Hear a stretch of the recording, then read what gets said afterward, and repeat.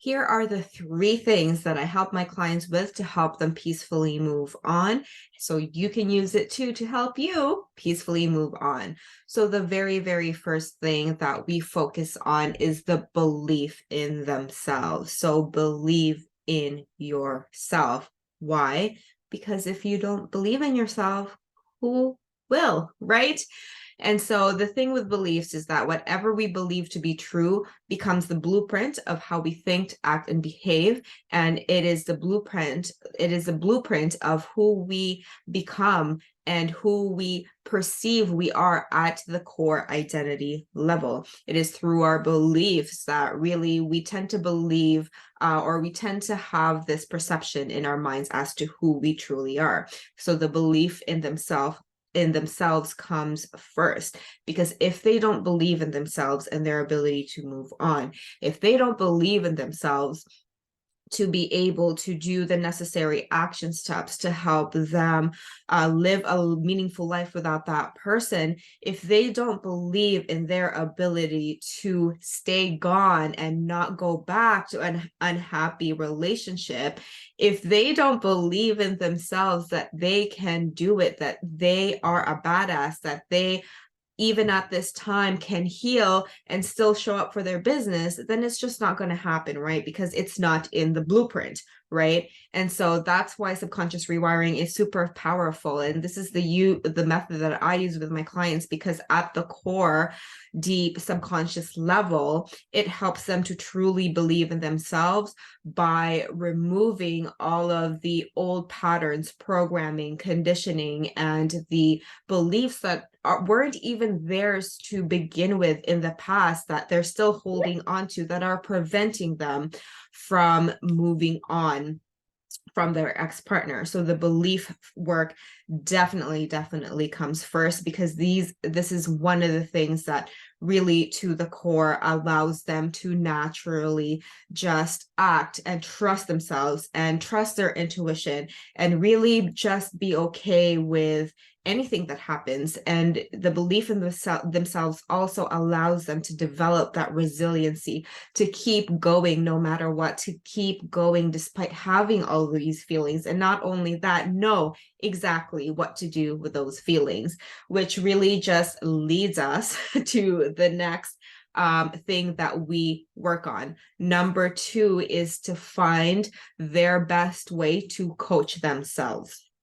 How we talk to ourselves is extremely important. I don't know if you've noticed this in your life, but how you talk to yourself, the self-talk that happens, the conversations that you have internally in your mind affect how you act and feel on a daily basis, right? And so when you are critical and towards yourself, how likely are you actually going to take action on the thing that you want to do, right? So, the explanation that I give my clients is that if I were your best friend, would you speak to me in the way that you speak to yourself in your mind, right? If, you're going through a difficult time, if you're feeling very emotional, and there are some of the days where you feel paralyzed and you can't even function, do you tell yourself that you're a failure? Because if I was your friend and I told you that I am having a hard time, I feel paralyzed, I can't get out of bed, are you going to tell me that I'm a failure? No, you're not going to do that, right? Because you're a good human being. So be a good human being to yourself.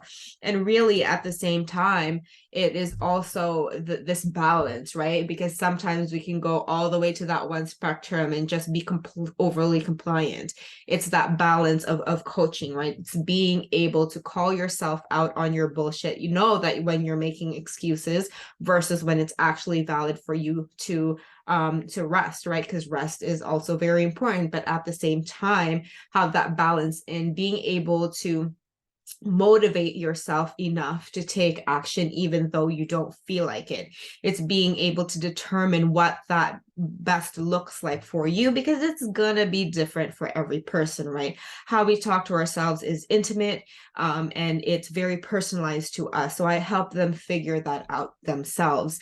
And it's not about, how I coach myself is going to be different from how my clients coach themselves, right? It's really just giving them the ability, giving them the knowledge and tools so that they figure it out. It is guiding them in knowing exactly what they need to do, how they need to talk to themselves, because some clients are going to need more compassion. Some clients are going to need a lot more call out. Some clients are going to need like the drill sergeant at times, right? Or a combination of all the things. And so they figure it out during the time that we work together, which is really, really important, because when you're in that spot where you're just feeling overwhelmed emotionally, and sometimes when the fear of the unknown and all the what ifs that come, that are normal after a separation come, being able to ask yourself the right questions so that you don't stay in that rabbit hole for a long time is really valuable, so that you become someone who is more solution oriented. So you don't go into the victim mentality, and instead you come from a place where you're finding solutions for yourself, where you're actively seeking what is best for you, right? When you're actually showing yourself that you prioritize yourself, and you're using your brilliant mind, who is normally solution oriented and is based on giving you solutions, it's good at solving problems, using that effectively to work for you, to work with you instead of against you, right? So that is number 2. And number 3, I already touched on this. The third thing that I really help them with is emotional regulation, meaning being very emotionally intelligent. And the good thing about this is that the best entrepreneurs are emotionally intelligent, right? So it is through cultivating the skill as well, that they can use to heal from their separation. They can also use it in their business. And because when you're able to feel your emotions, when you're able to process them and know how to work with them instead of against them, instead of saying that an emotion is good or bad, just allowing it to be, how powerful is that, right? How powerful is that to feel that you can really regulate and control your emotions and make them work for you? This is an amazing skill set, because truth of the matter is, it is going to be an emotional roller coaster. There are going to be a lot of emotions that come: happy, sad, joyful, stressful, intimidating, scary, frustrating, but also gratitude and fulfillment can all be felt all at once. So it's really just having them learn how to work with their emotions and allowing them to feel the emotions to their intensity instead of avoiding them, instead of numbing them. Because what happens if we actually numb our emotions? We numb all of our emotions, right? We can't just nitpick an emotion that we can numb, right? Like, that's not a thing. We hope that it's a thing, but it really isn't.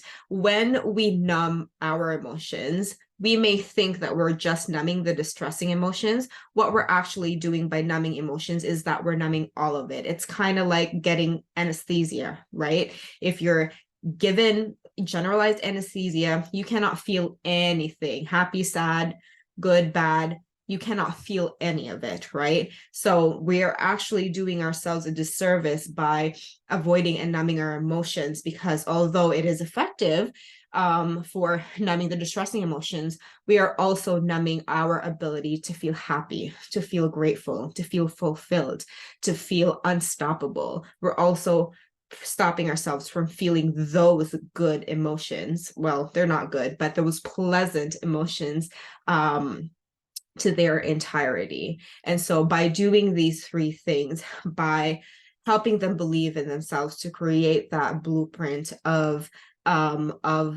just solidarity, that they have their own backs, by allowing them to learn how to best talk to themselves so that they can consistently take action on the things that they want to accomplish, that they desire to accomplish.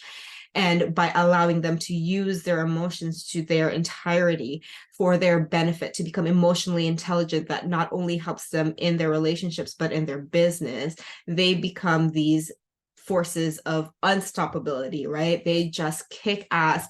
They become badass at what they do.